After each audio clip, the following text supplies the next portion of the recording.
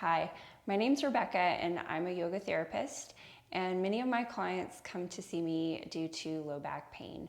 So the sequence that we're going to be going through in this video is containing a lot of the postures and stretches and things that I tend to give clients in order to address those issues depending on their particular situation. So if you do have some kind of disc issue or a back injury or a spinal anomaly, I would suggest you consult your physician or whoever you're in treatment with to find out if any of this is contraindicated for your particular situation. However, we'll get started. Basically, we're going to be addressing a lot of the muscles around the hips. So much of our musculature, our muscle-related low back pain can be affected by a lot of stuff going on in the lower body. There are things that are happening above the waist as well that can contribute to low back pain, but we're going to address the common things from the waist down. So I do have some props here, and I would recommend having some nearby. This is a half foam roller, sometimes called a half dome. It's just styrofoam.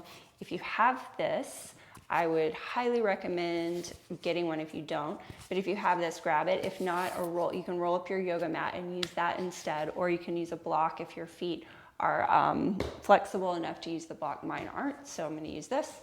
And then you will want a belt of some type. I would suggest something that's not super stretchy. If it's got a little bit of give, that's all you got, go for it. But you want a little bit of resistance for this. So to start off with, roll up your yoga mat if you don't have a block or a foam roller. Oh, and if you don't have blocks, grab a couple of supportive pillows or a couple of towels or blankets, because you will need them for supporting the knees in a couple of our postures. Okay, so if you've got this, we're going to come to standing, and this could be the only thing you do. If this is the only thing you have time of, get out of bed in the morning, start with this. So you're going to place your device on the floor and step on it with the ball of one foot. So I'm starting with my left foot because this is my calf that's a lot tighter. I'm trying to stretch the calves. I've got the ball of my foot on the foam roller, and I'm going to lean a little bit and try to find a straight leg and then try to straighten up through my body. So I want to try to stack my shoulders on top of my hips. And this foot, depending on what your flexibility is, you may need to be stepped back a little bit with your back foot. You may be able to bring it more level. Some of you may be able to step forward. If I step forward, I'm really starting to lean on this one. So I'm going to keep it right about here. And then try not to lock your knee. Keep your shoulders over your hips and just breathe here. So I'm feeling a pretty intense stretch in my calf. A lot of us have tight calves. It's not necessarily due to anything other than daily life and the shoes we wear. You don't even have to wear really high heels to make your calves tight. So if you're really feeling a lot of sensation in this and you're shocked, don't be. Most of us experience this the first time we do something like a calf stretch. So I'm going to recommend hanging out here for about a minute, and you can hold it for longer, but if you're not wanting to work with a timer, just maybe count to 10 breaths for all of the things we do. 10 breaths should be good. And that's about probably a minute. So come off of that and just stand in your feet for a moment. Notice if one side feels a little different than the other. And if it doesn't feel that different, give it time. You may start to notice a difference as things start to open up. So we'll step onto it with the other foot. So bring the ball of your foot onto the device. The heel is on the floor, and lean into it until you feel a stretch in your calf. And again, this foot may need to stay a little further back. You may step it forward. Wherever you bring your foot, you just want to be able to stay upright. So try not to lean forward or back too much. And I forgot to mention on the other side, but if you're kind of kicking this hip out to the side, pull your hip more towards the midline of your body so that you're not kind of backing out of that stretch. You want to stay more vertical here. And then again, we're going to hang out here for about a minute, 10 breaths or so. I'm trying to hold it evenly. It's hard to count your breaths when you're talking, so I'm just kind of guessing here. And you notice I'm kind of gripping my hands, so if you can relax your arms a little bit, that's going to help too. And just breathe here for a moment.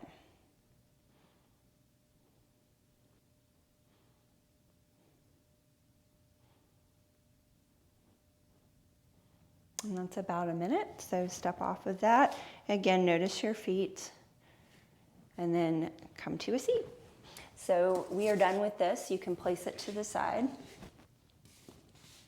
And we'll start off with stretching the legs out in front of you. So if you are not comfortable leaning into your hands, you can do this in a chair and just straighten your legs out in front of you.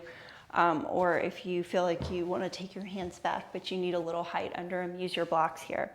So bring your feet far enough apart that when you turn your toes in, they don't knock too much.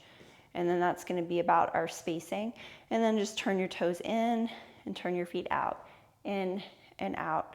We're just trying to warm up the hip joint a little bit here. So get some movement happening. Get some of the synovial fluid flowing in the hip socket so that when we come into these deeper stretches and we hold them for a little bit, it's not quite as aggressive. And then stop, and you'll bend your knees a little bit in the same thing. You may need to take your feet a little wider apart. You'll turn your toes in so you notice your knees might knock, and then turn your toes out, in and out, and just do that a few times. So no real right or wrong way to do this.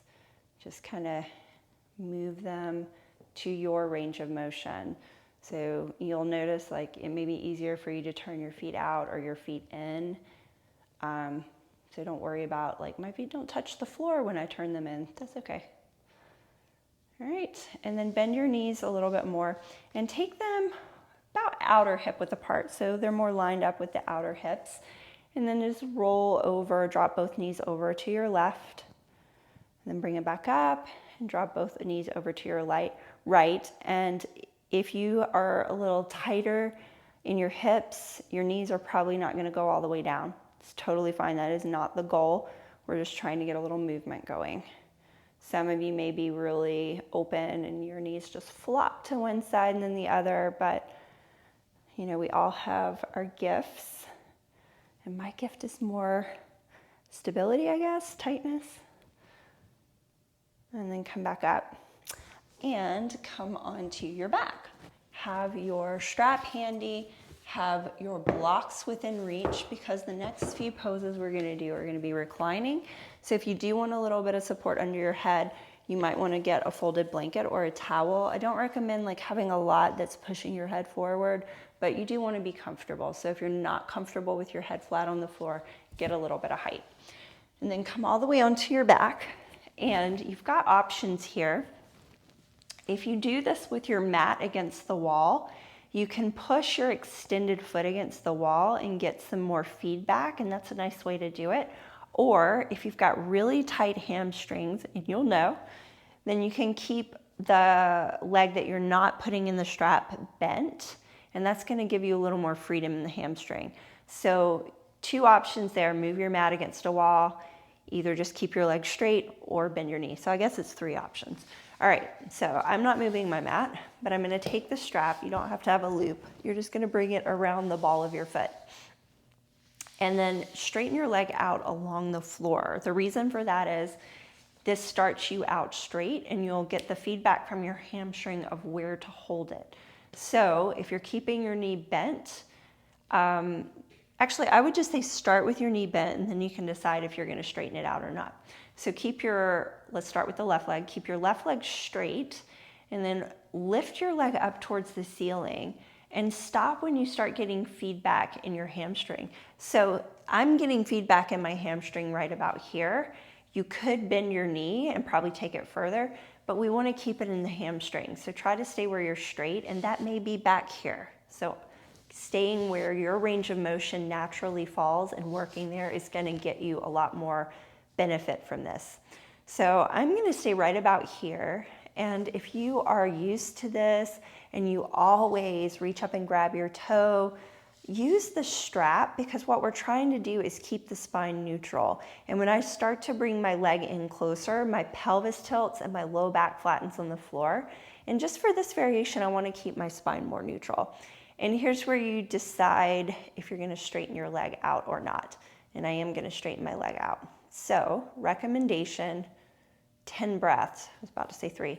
10 breaths, or about a minute. If you're a really slow breather, that may be 2 minutes. So just kind of gauge it for your personal experience.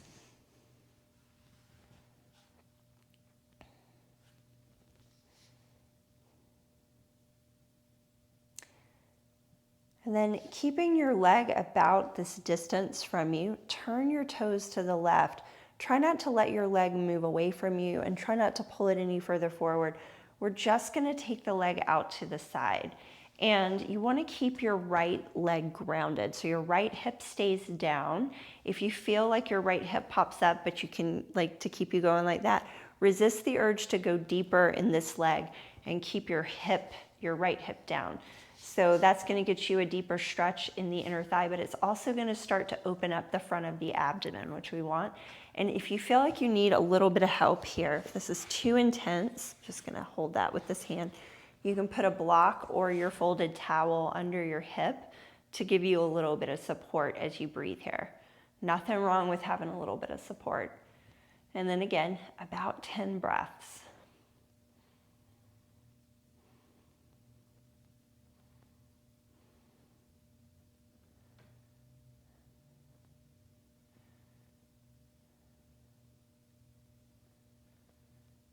To come back up, bring your leg back upright and take the strap into your right hand.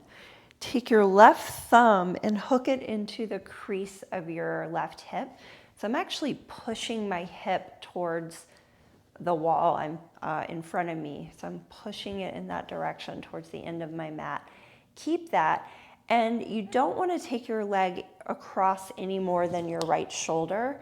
So I kind of gauge it by the side of my hip. I just keep the left side of my sacroiliac joint on the floor, and I cross over just a little bit because that's where we're trying to stretch. If I take it all the way over and let this hip pop up, we start stretching a different area. So it's not wrong, it's just not what we want to do in this particular sequence. So try to keep grounded, and then this hand, I'm going to keep pushing to create a little more space in the joint, and it's also going to intensify the stretch in my outer leg. And if you're not feeling a whole lot, it's okay. We're really just looking for opening these areas. So some of these areas you may not need much of a stretch in. You may be open already, and there's not a lot of sensation. It's still giving you some benefits. So just hang out here, and again, about 10 breaths. And I keep giving that cue, even though if we're not holding it for 10 breaths in this actual video, as you get familiar with these postures, you may not need to watch this to do it. It's just kind of a good gauge, 10 breaths in each position. And then bring it back in and release your foot and stretch your leg out long and just rest for a moment. Notice if you feel different from your left side of your body to your right. And then we'll even it out. So bend your left knee to start off with, loop the strap around the ball of your right foot, and straighten your right leg out along the floor. So you want to start with your right leg straight, and then reach your right leg up towards the ceiling. You can walk your hands up the strap, just keep your right leg straight, and decide here if you are going to straighten out your left leg or not. So I would suggest doing the same thing you did on the other side, just to keep it even. And if you're using the wall, really push your left foot into the wall. And keep your right leg active. Breathe about 10 breaths.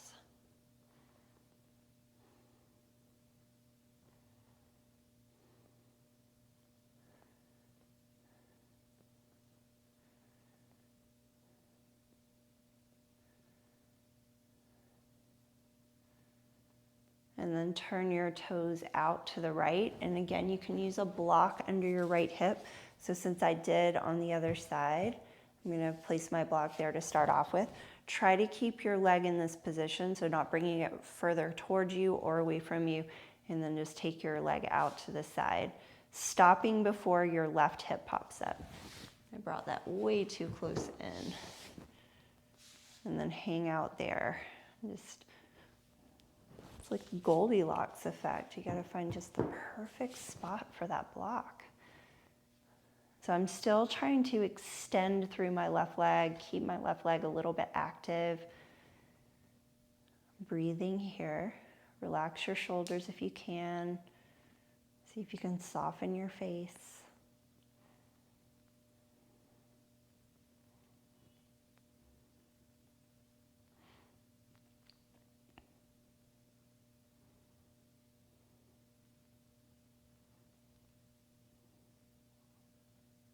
And then bring it back up.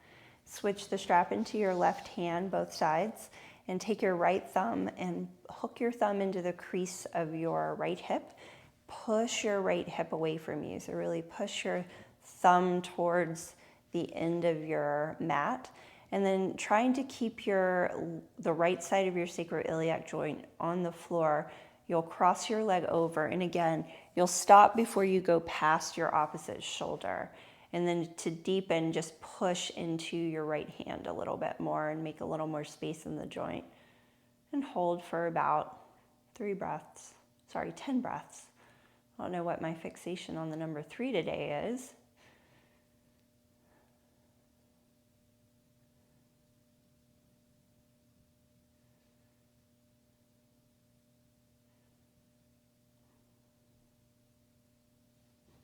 If you notice your shoulders creeping up towards your ears, I sure did.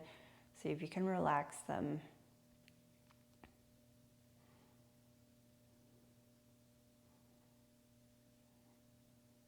And slowly bring your leg back up, remove the strap, and lower your leg back down.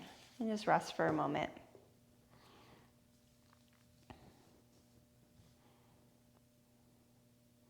And you can stay on your back. I'm going to come up to show you the placement of the block. So we'll be doing this on our back, but if you've got any tension in your knee, I'll show you for the next 2 postures we're going to do. So the first one is going to be holding this twist. We kind of did this with our legs earlier. And sometimes it can be easy to take this knee down when you're lying down, and then this knee will stay up. So what you'll do is you'll place a block under that knee if you feel any tension in the knee joint. And you can also deepen by doing this. But if your block is on the higher height, kind of like mine is, this is probably going to be a little too intense. So you may want to leave your foot down. The next one we'll do is this variation of fire logs pose on our back. And fire logs poses with the shins stacked. So when you're on your back, this knee is not going to go down, but it's not that big of a deal because there's not a lot of pressure in the knee, but you do want to support this leg. So if you feel any sensation in your knee and this knee isn't resting on the floor, you'll have a block under the bottom leg, the thigh. I do not recommend this for the seated variation. So I just wanted you to be able to see what that looked like because it's kind of hard from this angle to see it when you're on your back. All right, so let's start on our back, and usually feet about mat width apart and a few inches away from your hips is okay, but if you're really not sure, you can just measure a shin length. So like that's about a shin length, and then put your foot down. And then I know that I'm probably gonna want a block, so I'm gonna put the block there and I'll just adjust it as needed. So I'm going to bring my arms out like this just to help remind me to relax a little bit, or you can keep your arms at your side with the palms up, and then drop your knees over to the right. Again, just adjust the block under your left knee as needed. And then this may be enough, or you may want to take your right ankle and just press it on top of your left thigh, because we're looking for opening along the top of the left hip. So, and for some of us, we may feel some stuff in the inner left thigh. You may not feel any sensation. Like I was saying before, if you're open in one area, it may not be as much of a stretch, but it's still going to give you the benefit of just creating a little space. So go ahead and do the posture, even if you're not feeling a really intense stretch. It'll help balance things out in the long run. And again, you don't need a block under your bottom knee if your knee is feeling okay. This just tends to cause some sensation and weird just odd sensations in my knee, and I usually don't like to feel any sensation in the knee because the knees are so touchy, and I have some stuff going on in my left knee, so I'm going to give it some support to avoid that. Right, and again, about 10 breaths. If you've crossed your right ankle, remove your right ankle first, and then bring your knees up.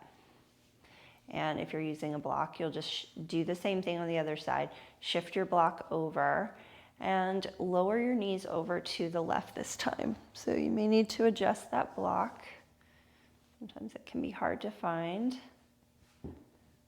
So once you've got your block supporting your knee, if you're using it, if you do want to deepen, you can take your left ankle on top of your right thigh.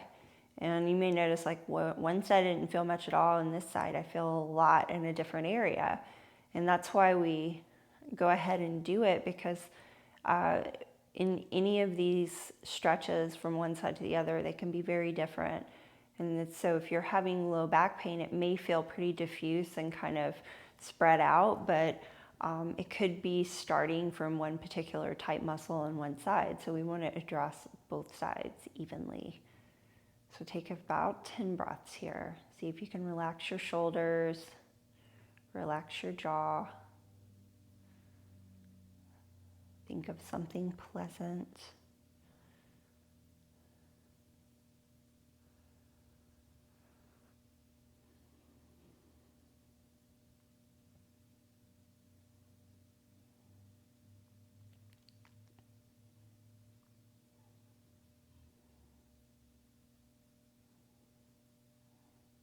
And when you're ready to come out of the posture, first uncross your left ankle, bring your knees back upright, and recenter your hips if you kind of moved them over.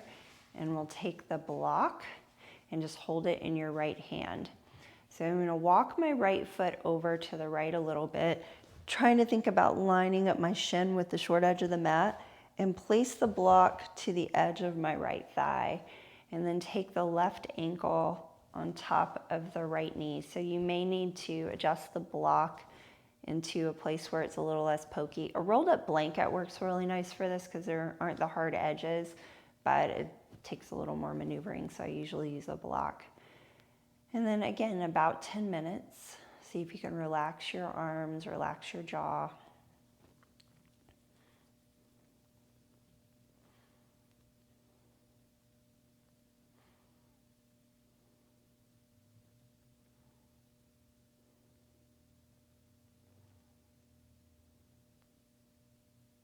I think I said 10 minutes, I meant 10 breaths. Just for if that struck any fear in your heart, we're not going to be here for 10 minutes. To come out of this, carefully lift your left knee, uncross your leg, and then come back with both feet on the floor. Find your block. And you'll move your left foot a little bit over to the right. And you might want to look up and just check if your shin is sort of parallel to the short edge of your mat. Position your block so it's supporting your thigh. And then take your right ankle on top of your left knee. And again, adjust the block so that it is supporting your leg in a way that gives your knee no sensation. You're just feeling stuff in the hip, possibly the top hip. You may be feeling stuff in the quad. We just don't want to feel anything in the knee, and hold for about 10 breaths.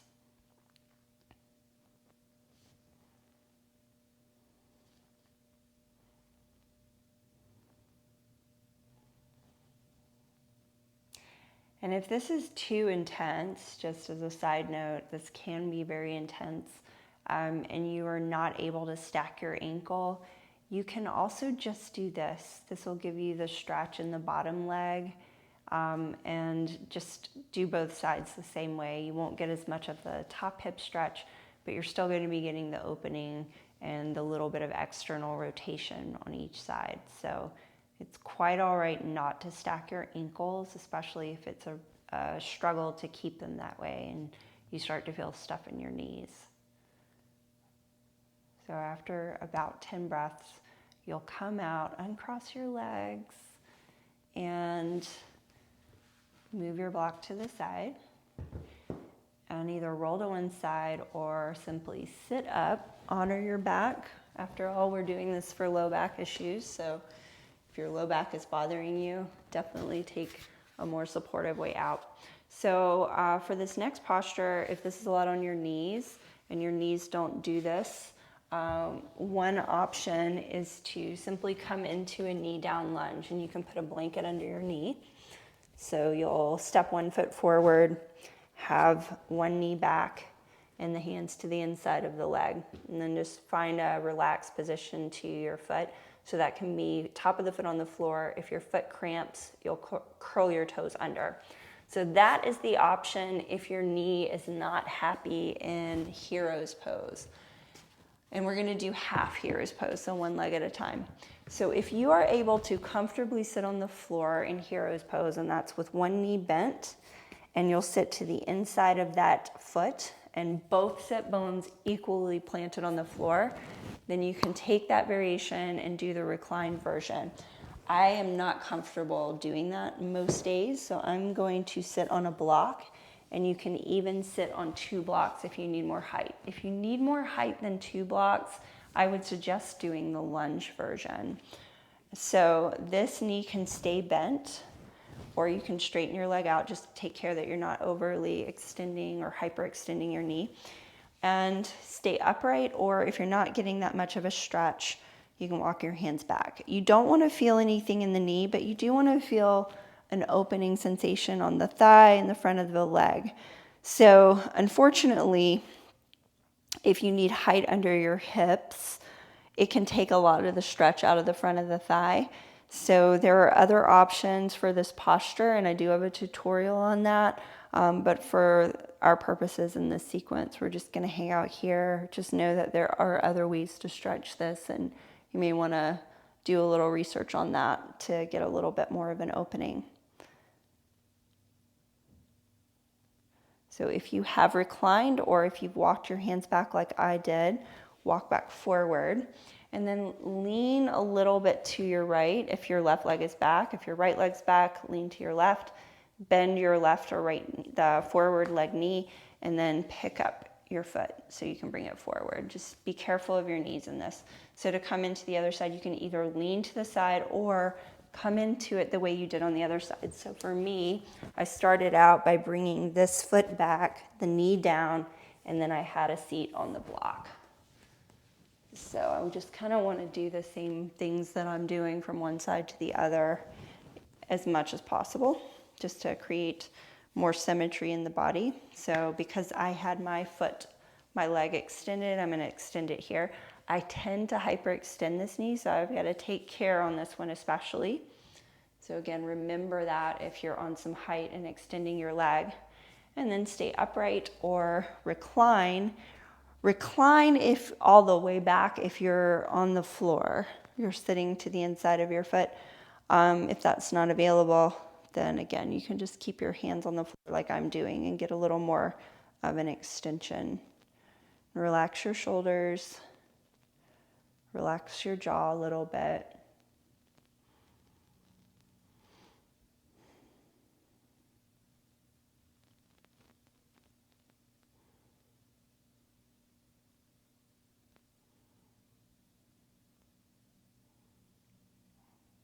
And after about 10 breaths, come back forward. Again, lean to the extended leg side. You can bend your knee a little for support and sweep your other foot forward. Come off of your block or your whatever support you're sitting on, and then come onto your abdomen.